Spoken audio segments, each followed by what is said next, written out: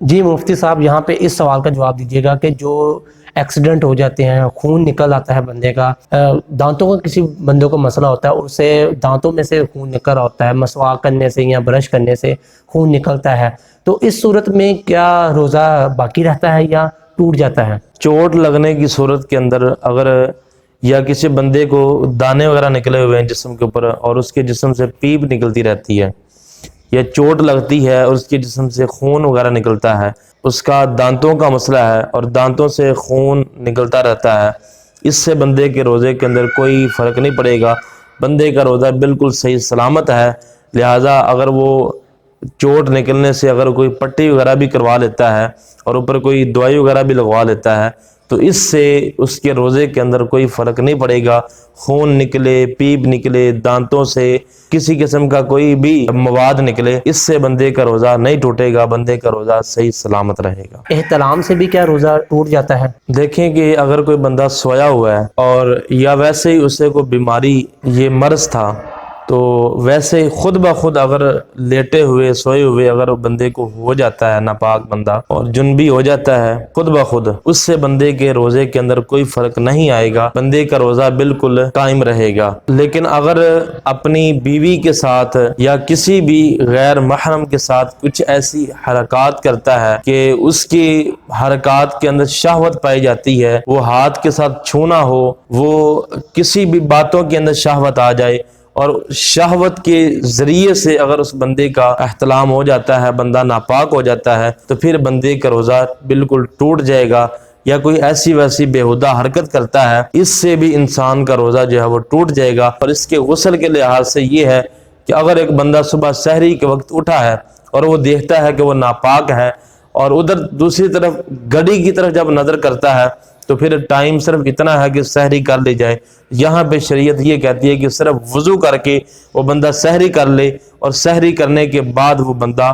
غسل کر لے۔ لیکن اگر اتنا ٹائم ہے کہ غسل کر کے سحری بھی کی جا سکتی ہے تو پھر افضل یہی ہے کہ وہ پہلے غسل کرے اور بعد کے اندر سحری کرے، اور اگر دن کے وقت ہو جائے تو اس وقت بھی غسل پہلے کرے اور اس کے بعد اپنی عبادات کو مکمل کرے، یعنی کلی بھی کر سکتا ہے، غسل کے دوران ناک میں پانی بھی ڈال سکتا ہے، لیکن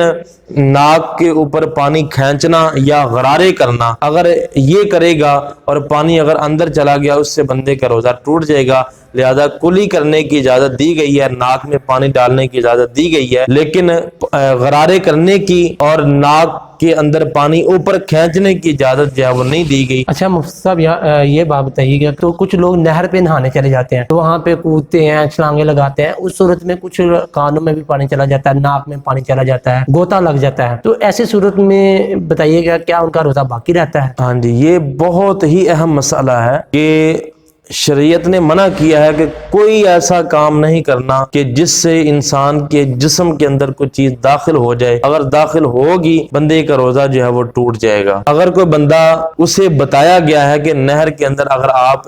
نہائیں گے، چھلانگے لگائیں گے یا کسی تالاب کے اندر اور اس سے آپ کے ناک کے ذریعے سے بھی غوطہ لگنے کا خطرہ ہے، آپ کے گلے کے ذریعے سے بھی پانی اندر جانے کا معاملہ ہے، آنکھوں کے ذریعے سے بھی پانی اندر جانے کا معاملہ ہے، تو اگر کوئی بندہ پھر بھی چھلانگے لگائے اور کہے کہ مجھے غوطہ لگ گیا ہے، میں نے جان بوجھ کے نہیں لگایا، اس کا کوئی عذر قابل قبول نہیں ہوگا، اس بندے کا روزہ ہر حالت کے اندر ٹوٹ جائے گا۔ کیونکہ جب شریعت کہہ رہی ہے کہ آرام سے نہانا ہے اور بالکل تحمل کے ساتھ کہ پانی کہیں اندر، جب ناپاک بندے کو اجازت نہیں ہے کہ وہ کلی کرے، غرارے نہ کرے، وہ غرارے نہ کرے اور ناک میں پانی ڈالے لیکن اوپر نہ کھینچے، جب ایک جنوبی بندے کے لیے اجازت نہیں دی گئی، پھر ایک عام روزے دار کو کیسے اجازت ہو سکتی ہے کہ وہ چھلانگے لگائے اور پھر بعد کے اندر کہے جی مجھے تو پتہ نہیں چلا، جب میں نے جان بوجھ کے ایسا نہیں کیا، یہ خود بخود غوطہ آ گیا ہے، اس کا عذر نہیں مانا جائے گا، اس بندے کا روزہ ٹوٹ جائے گا، ضائع ہو جائے گا، وہ اپنے روزے کی بعد کے اندر قضا کرے۔ جی مفتی صاحب، یہاں پہ یہ بتائیے گا، جو مائیں بچوں کو دودھ پلاتی ہیں کیا وہ روزہ رکھ سکتی ہیں؟ اور اگر وہ روزہ رکھتی ہیں اور بچوں کو دودھ پلاتی ہیں تو اس بارے میں کیا حکم ملتا ہے ہمیں؟ اس کے متعلق بھی وہی پیچھے والا مسئلہ سامنے آئے گا کہ جسم سے کوئی چیز باہر آئے تو روزہ نہیں ٹوٹے گا۔ ماں کے جسم سے باہر آ رہا ہوتا ہے تو اس سے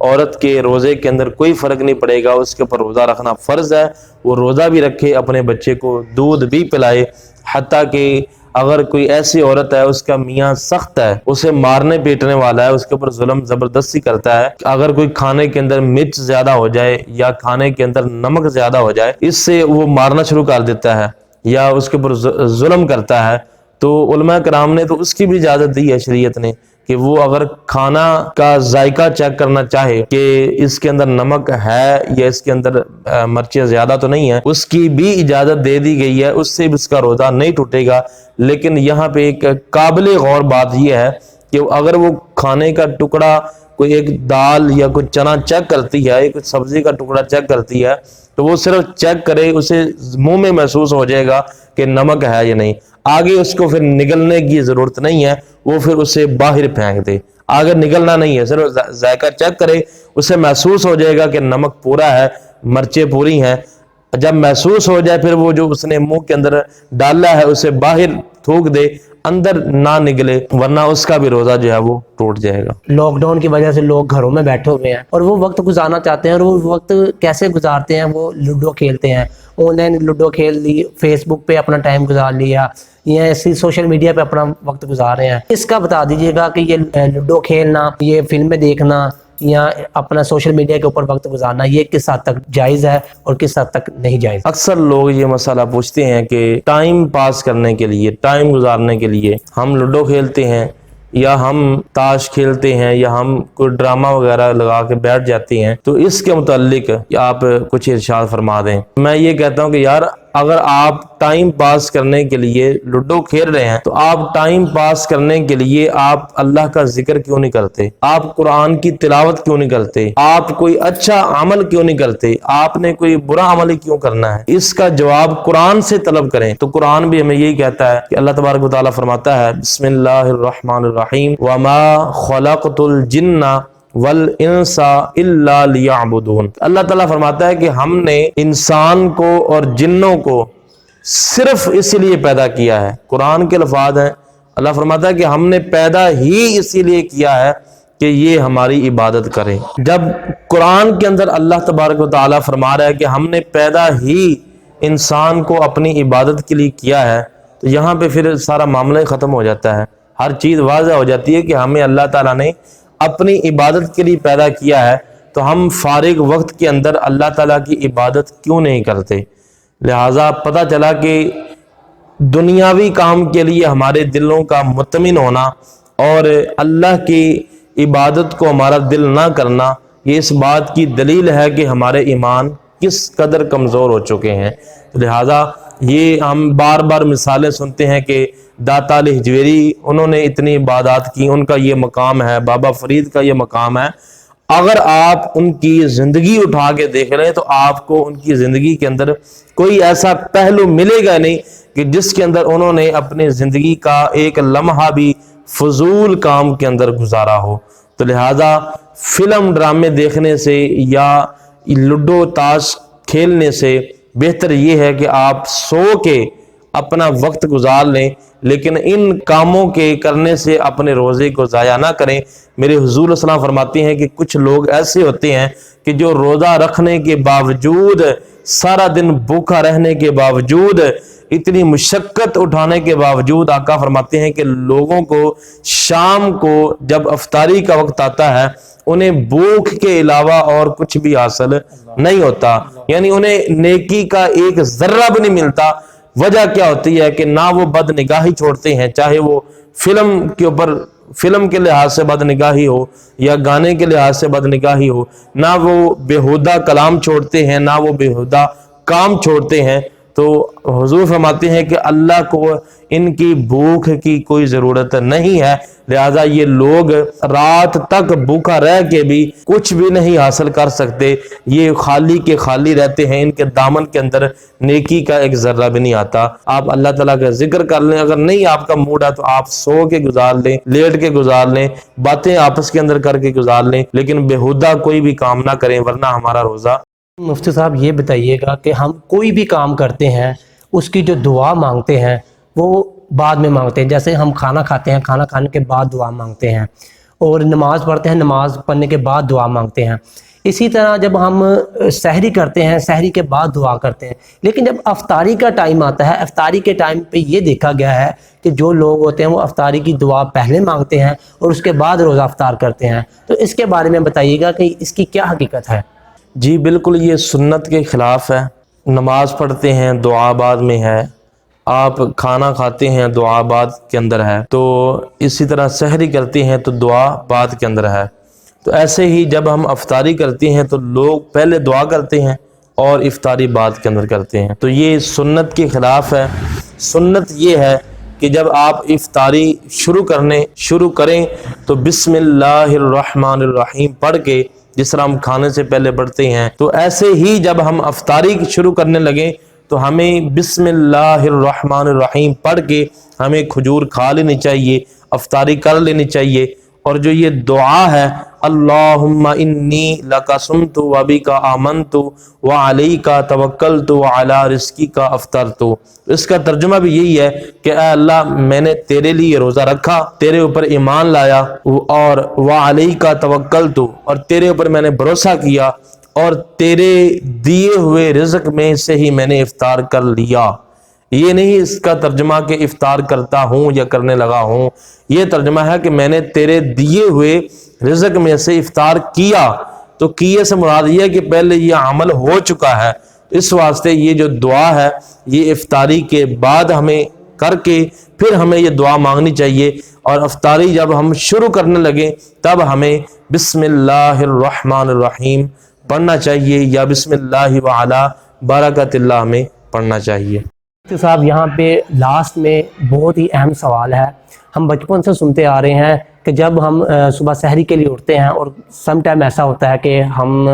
لیٹ اٹھتے ہیں، تو بچے بھی لیٹ اٹھتے ہیں، تو وہ مائیں یہ ہمیں کہتی ہیں کہ جی آپ اذان شروع ہو جاتی ہے، اور مائیں کہتی ہیں کہ آپ کھا لو ابھی اذان ہو رہی ہے۔ تو اس بارے میں بتائیے گا کہ سحری کا جو وقت ہے وہ کب تک ہے اور کب تک ہم کھا سکتے ہیں؟ کہ آیا کہ ہم اذان کے دوران بھی کھا سکتے ہیں جب تک ہم آخری اذان سن لیں؟